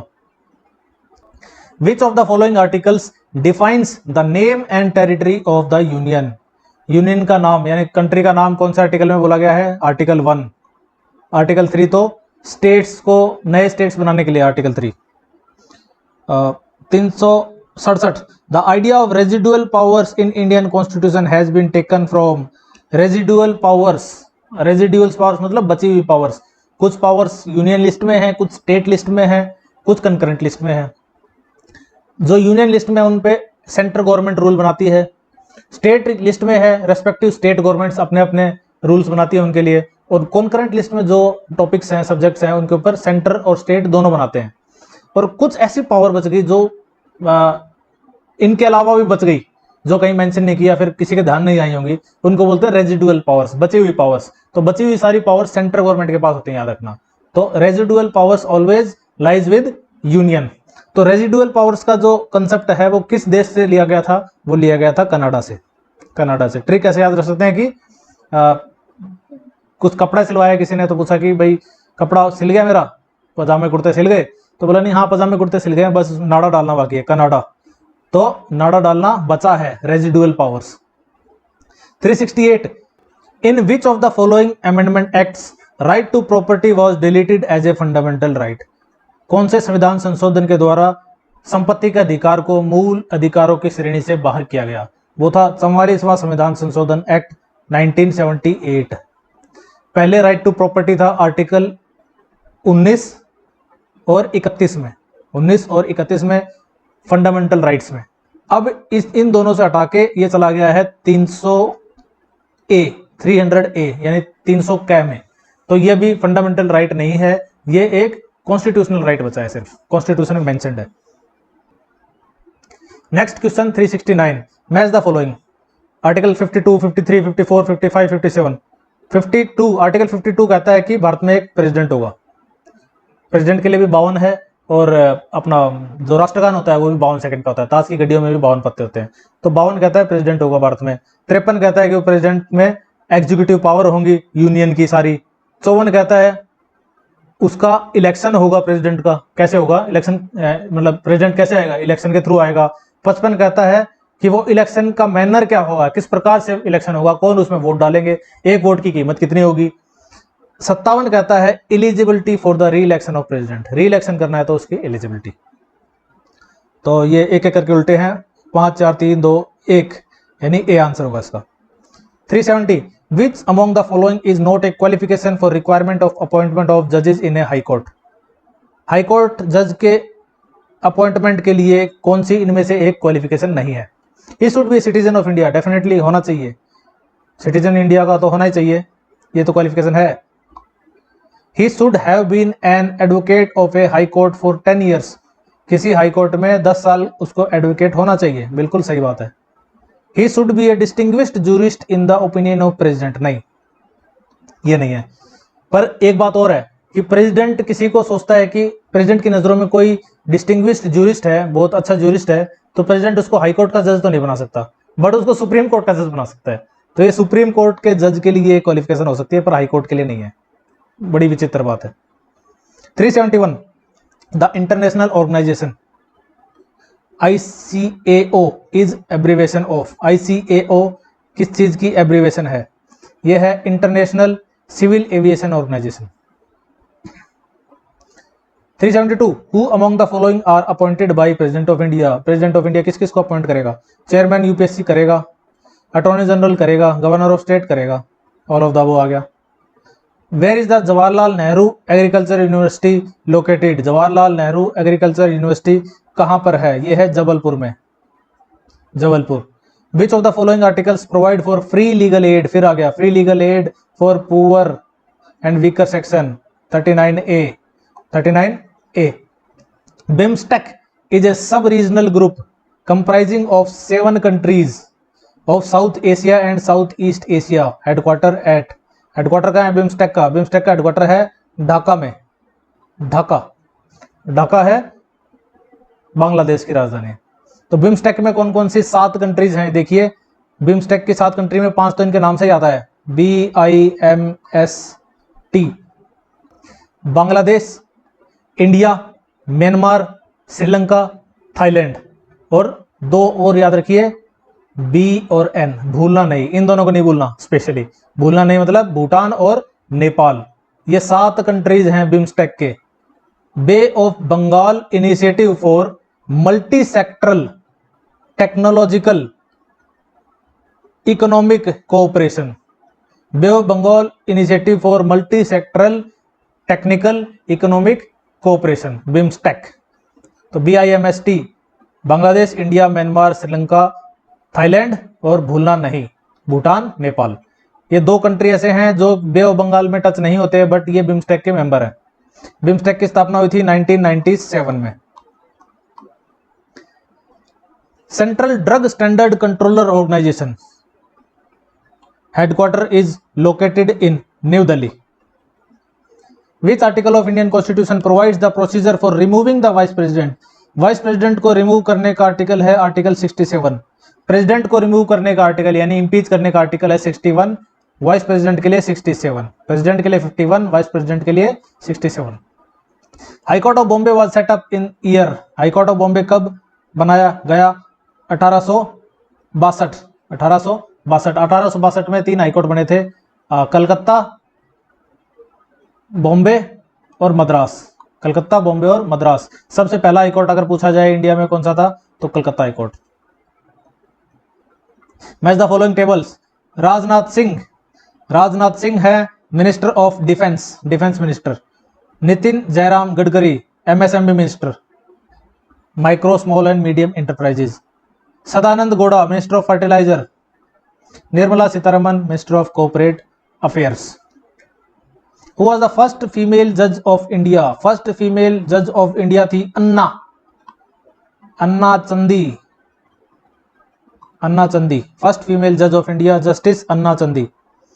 ये 1937 में जज बनी थी, पहली फीमेल जज ऑफ इंडिया थी ये, ठीक है। फातिमा बीबी कौन थी? फातिमा बीबी थी सुप्रीम कोर्ट में पहली जज, सुप्रीम कोर्ट में पहली जज। और अन्ना चंदी कौन है? कहीं पर भी पहली जज, ना सुप्रीम कोर्ट हाई कोर्ट जरूरी नहीं है, लोअर जुडिशरी में भी पहली फीमेल जज, ठीक है। फातिमा बीबी सुप्रीम कोर्ट में पहली जज। और लीला सेठ की बात करें तो किसी भी हाई कोर्ट में पहली चीफ जस्टिस बनने वाली लीला सेठ थी, ये बनी थी हिमाचल हाई कोर्ट में, हिमाचल हाई कोर्ट की चीफ जस्टिस बनी थी। Which among the following articles is related to Finance Commission of India? 280। Supreme court of India was inaugurated on, supreme court of India बना था 28 जनवरी 1950। 28 जनवरी 1950। When was 0 hour introduced? 0 hour कब introduce किया गया? 0 hour introduce किया गया 1962 में, 1962 में 0 our introduce किया गया। 0 आवर होता है दिन में 12 बजे से लेकर 1 बजे तक। क्वेश्चन आवर के तुरंत बाद क्वेश्चन आवर होता है 11 से 12 तक, जिसमें starred question, notice questions, unstarred questions पूछे जाते हैं। उसके बाद 0 आवर आता है, 0 आवर में कोई भी सवाल पूछ सकते हो। 384 the first president of India who got elected unanimously, निर्विरोध चुने जाने वाले पहले राष्ट्रपति थे नीलम संजीव रेड्डी। नीलम संजीव रेड्डी चुने गए थे 1977 में, जब जनता गवर्नमेंट आ गई थी। जनता गवर्नमेंट आई थी तो जनता गवर्नमेंट ने इनको निर्विरोध चुन दिया था। विच ऑफ द फॉलोइंग, और साथ ही साथ नीलम संजीव रेड्डी जनता गवर्नमेंट में इससे पहले स्पीकर थे, स्पीकर से हटा के इनको प्रेसिडेंट पे बिठाया गया था। 385 विच of the following the oldest high court, oldest high court अभी हमने देखा कलकत्ता हाई कोर्ट। तीनों के तीनों कलकत्ता, मुंबई और मद्रास तीनों 1862 में बने हैं। 1862 में तीनों के तीनों हाईकोर्ट बने हैं। ये 2 जुलाई को बन गया था, ये 15 अगस्त को बना मद्रास, और बॉम्बे हाईकोर्ट बन गया था 14 अगस्त को। तो पहला ही पूछा जाता है, पहला Calcutta high court. What is the minimum age limit to become a candidate for Lok Sabha elections? 25 साल। राज्यसभा इलेक्शंस 30 साल, election of president and vice president 35-35। Which one of the following states does not have its high court, किसका खुद का high court नहीं है? गोवा का नहीं है खुद का high court, Goa Bombay high court के अंडर आता है। Which constitutional amendment act fixed the strength of Goa Legislative Assembly at a minimum of 30 members? Goa की लेजिस्लेटिव असेंबली में कम से कम 30 मेंबर होने चाहिए। ये कॉन्स्टिट्यूशनल अमेंडमेंट एक्ट में आया था, ये जिसके तहत गोवा बना था, 56 में बना था गोवा, और इसी में तो होगा, साथ में प्रोविजन भी दे दिया होगा कि मिनिमम 30 मेंबर होने चाहिए इसमें। और ये 56वां संविधान संशोधन आया था 1987 में। 56वां गोवा का है और 36वां है सिक्किम का।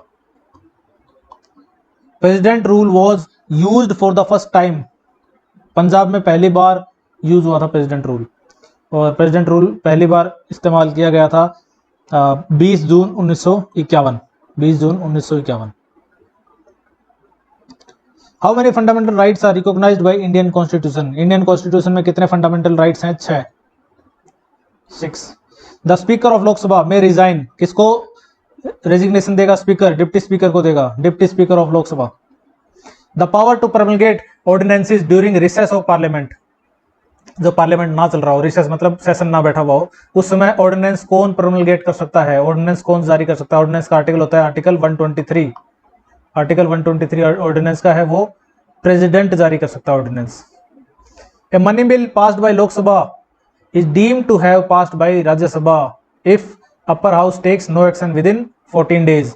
लोकसभा में अगर मनी बिल पास हो गया है और राज्यसभा में भेजा है, और राज्यसभा उसको 14 दिन के अंदर अंदर पास करके नहीं भेजती, तो वो ऑटोमेटिकली पास माना जाता है। और राज्यसभा अगर उसमें कुछ अमेंड करके 14 डेज के अंदर अंदर वापस लोकसभा के पास भेज देती है, तो लोकसभा चाहे तो उन अमेंड्स को माने चाहे ना माने, वो लोकसभा की मर्जी होती है।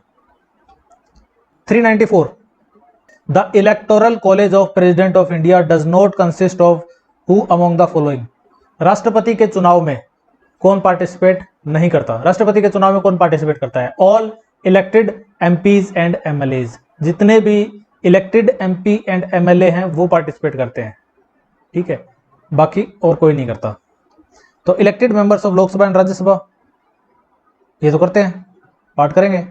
Elected members of legislative council of states, परिषद वाले नहीं करेंगे भाई, परिषद वाले नहीं करेंगे क्योंकि ये इलेक्शन, इनका डायरेक्ट इलेक्शन नहीं होता। Elected members of legislative assemblies of union territories of Delhi and Pondicherry, ये भी करेंगे।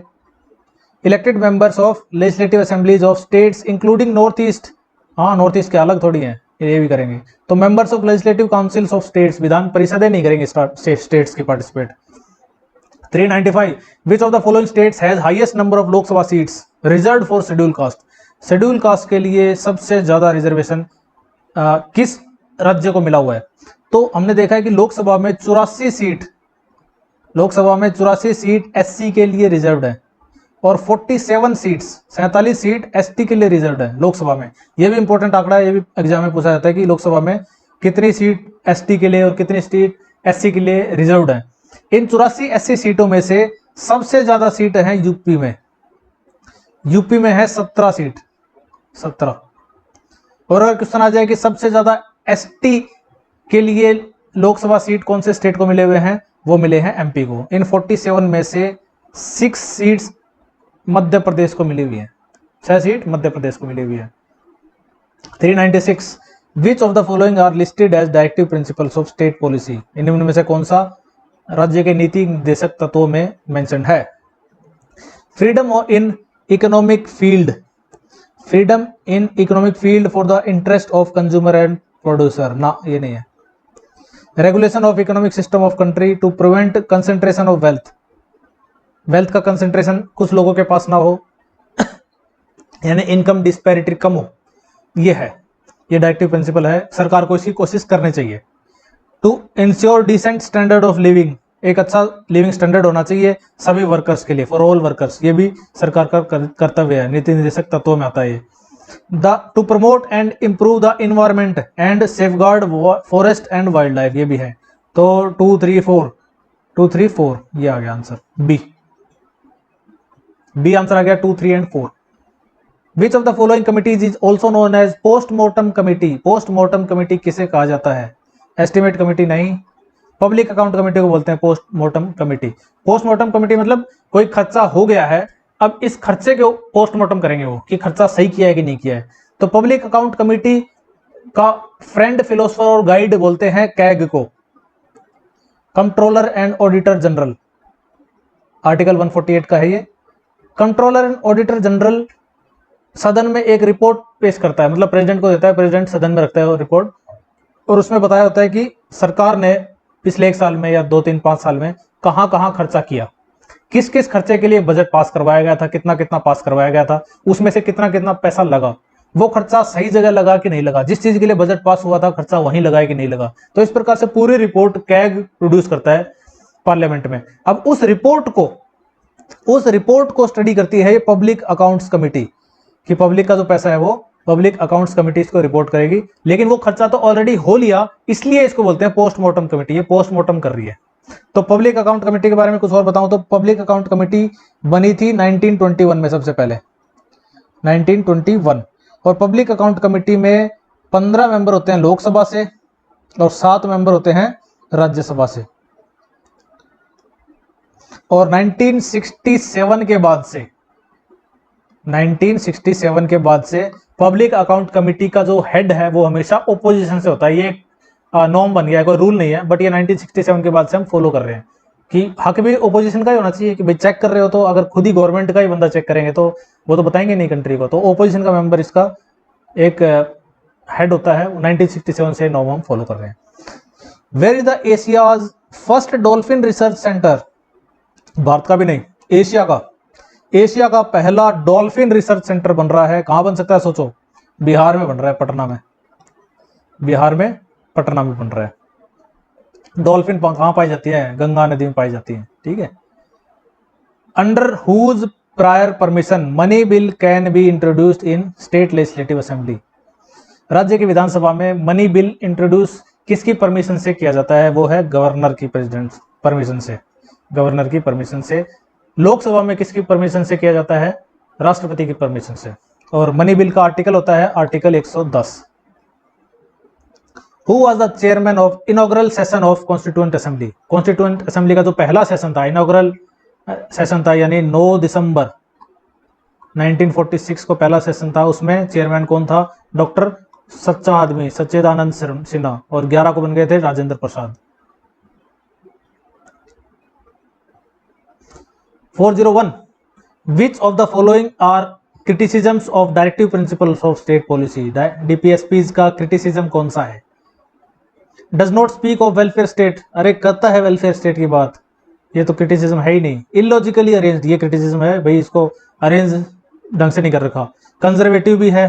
need more principles, ये कोई जरूरी नहीं है। तो 2 and 3 आंसर आ जाएगा, 2 and 3। Next question 402 rule dash of rules of procedure and conduct of business in Lok Sabha does not involve a formal motion before the parliament house, hence no voting can take place after discussion on matters under this rule. Rule 193 है, exam के लिए इतना important नहीं है, but ठीक है, याद कर सकते हैं। Which of the following article ensures that DPSPs can not be enforced by any court? राज्य के नीति निर्देशक तत्वों को कोर्ट फोर्स नहीं करवा सकता। स्टेट के पास जितनी कैपेसिटी, अपनी कैपेसिटी के हिसाब से जितने लागू कर सकता है स्टेट उतना करेगा, बाकी कोर्ट इसको फोर्स नहीं कर सकता। ये बात आर्टिकल 37 में कही गई है, article 37। What is the quorum laid down to constitute a meeting of either house of parliament?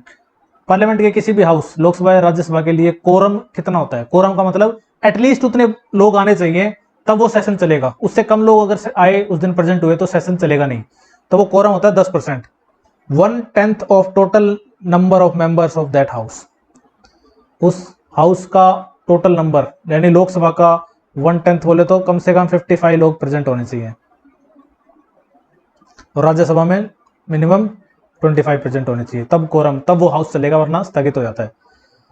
405 directive principle have been taken from constitution of Ireland. Ireland के संविधान से हमने राज्य के नीति निर्देशक तत्व लिए हैं। The impeachment of president can be initiated in, कहां से राष्ट्रपति का महाभियोग शुरू किया जा सकता है? आइदर हाउस ऑफ पार्लियामेंट, किसी भी हाउस से शुरू कर सकते हैं। लोकसभा से शुरू करो, लोकसभा पास करेगा, राज्यसभा पास करेगा, और फिर सुप्रीम कोर्ट में 3 मेंबर की कमेटी के पास जाता है, अगर वो पास कर देती है तो प्रेसिडेंट को हटाया जाता है। How many members are there in election commission? Election commission में कितने मेंबर्स हैं? फिलहाल हैं 3 मेंबर, फिलहाल है 3 मेंबर, एक चीफ इलेक्शन कमिश्नर और 2 नॉर्मल कमिश्नर्स। 1950 में जब इलेक्शन कमीशन बना था तब था 1 मेंबर, तब तो एक ही मेंबर कमीशन था। 1950 से लेकर 1989 तक 1 मेंबर चला है। 1989 में हमने देखा कि वोटिंग एज 21 से 18 कर दी गई थी। 21 से 18 की तो बहुत ज़्यादा एक लॉट था जो इस बार वोट डालने वाला था, इसलिए ऐसे महसूस हुआ कि एक इलेक्शन कमिश्नर इस कंट्री के इलेक्शंस को संभाल नहीं पाएगा, तो इसको 2 और साथी दिए गए थे, तो इसकी स्ट्रेंथ हो गया था 3 का, इलेक्शन कमीशन का स्ट्रेंथ हो गया 3 का। ये इलेक्शन जैसे ही कंप्लीट हुए तो 1990 में वापस 1 का कर दिया, वापस 1 मेंबर इलेक्शन कमीशन का हो गया। 1990 में वापस 1 हो गया, यानी 2 जो बढ़ाए गए थे वो स्पेशल उस इलेक्शन के लिए 89 के इलेक्शंस के लिए बढ़ाए गए थे। 90 में वापस 1 हो गया था। उसके बाद 1993 में अब देखेंगे कि 90s में बहुत सारे प्रधानमंत्री अपने बार बार चेंज हुए हैं, 6 प्रधानमंत्री चेंज हो गए, तो वो एक कोलिशन का दौर था। कभी किसी स्टेट की गवर्नमेंट गिर रही थी, कभी किसी स्टेट की गवर्नमेंट गिर रही थी, तो बार बार कंट्री में इलेक्शंस हो रहे थे। तो एक समय ऐसा आया कि फिर से ऐसा लगा कि 3 इलेक्शन कमिश्नर होना चाहिए। 1993 में फिर से 3 इलेक्शन कमिश्नर हो गए। तो ये 3 से 3 याद कर लो, लास्ट में 393 और ये 3, तो 93 के बाद से आज तक 3 ही चल रहे हो, ठीक है। Who has the authority to call a joint session, ये ऊपर नीचे लिख दिया। ज्वाइंट सेशन यानी संयुक्त अधिवेशन बुलाने का अथॉरिटी किसके पास है? संयुक्त अधिवेशन बुलाने की अथॉरिटी प्रेसिडेंट के पास है। कोई भी अधिवेशन बुलाने की अथॉरिटी है वो प्रेसिडेंट के पास है। ज्वाइंट सेशन यानी संयुक्त अधिवेशन बुलाएगा प्रेसिडेंट, और उसको चेयर करेगा, यानी उसके हेड कौन करेगा? उसको हेड करेगा स्पीकर। स्पीकर एब्सेंट हो तो deputy speaker, deputy speaker absent हो तो डिप्टी चेयरमैन, पर चेयरमैन नहीं आएगा, याद रखना है। In India states with dash of population gets more representative, larger size. जिस स्टेट के जितने ज्यादा पॉपुलेशन होगी, लार्जर साइज ऑफ पॉपुलेशन होगा, उतने ज्यादा एमपीज या एमएलए उसमें बनेंगे। The headquarters of green peace international, green peace international का हेडक्वार्टर है एम्स्टरडम में, Amsterdam. From which country has India adopted 5 year plans, 5 year plans adopt किए हैं USSR. When was SEBI established as a non statutory body, 1988 में सेबी का गठन हुआ था। सेबी का हेडक्वार्टर है मुंबई में, और 1992 में सेबी एक्ट आया, सेबी एक्ट आया यानी एक स्टैट्यूटरी बॉडी बन गई। In which session of the year president addresses both house of parliament, पहला सेशन में ही, हर साल के पहले सेशन में राष्ट्रपति दोनों सदनों का संयुक्त अधिवेशन बुलाता है और उन दोनों को साथ में एड्रेस करता है। तो बजट सेशन होता है हमेशा पहला सेशन। बजट सेशन शुरू होता है मार्च में, Feb March. 414 how many election commissioners are there in India, फिर वही सवाल 3, कब से है ये? 1993 से। विच of the following article states about the annual financial statement और बजट। बजट का असली नाम कॉन्स्टिट्यूशन में बजट नहीं है, बजट तो एक टर्मिनोलॉजी है, जैसे चमड़े के पर्स को बजट बोला जाता है, तो बजट का असली नाम कॉन्स्टिट्यूशन में है द एनुअल फाइनेंशियल स्टेटमेंट, और एनुअल फाइनेंशियल स्टेटमेंट का आर्टिकल है आर्टिकल 112, यानी बजट का आर्टिकल पूछा जाए तो बजट का आर्टिकल आर्टिकल 112। और इसके साथ अपना लेवल 2 खत्म हो रहा है पॉलिटी का, और होप आपको ये याद हो गए होंगे। लेवल 1 और लेवल 2 फिर से रिवाइज कर लीजिए। 3 वीडियो में ऐसी पॉलिटी तैयार हो जाएगी आपकी, क्योंकि मुझे पर्सनली खुद बहुत ज़्यादा पसंद आई है ये किताब। मुझे खुद का लग रहा है कि सारा रिवाइज हो गया है। तो डेफिनेटली अगर आप कोई और बुक नहीं पढ़ रहे हैं और बहुत कम टाइम है, तो ये 3 वीडियो में आप पूरी पॉलिटी अच्छे से याद कर सकते हैं। और मैंने बाकी बारीक पॉइंट भी बीच में इसमें बताए हैं, तो आपको कहीं और इसको करने की ज़रूरत नहीं है। नेक्स्ट वीडियो में मिलेंगे, लेवल 3 करेंगे, वो इससे और ज़्यादा टफ होगा। और ये 2 तब तक आप रिवाइज कीजिए ताकि लेवल 3 और ज़्यादा दिमाग में जाए। सो ऑल द बेस्ट, तैयारी करते रहिए।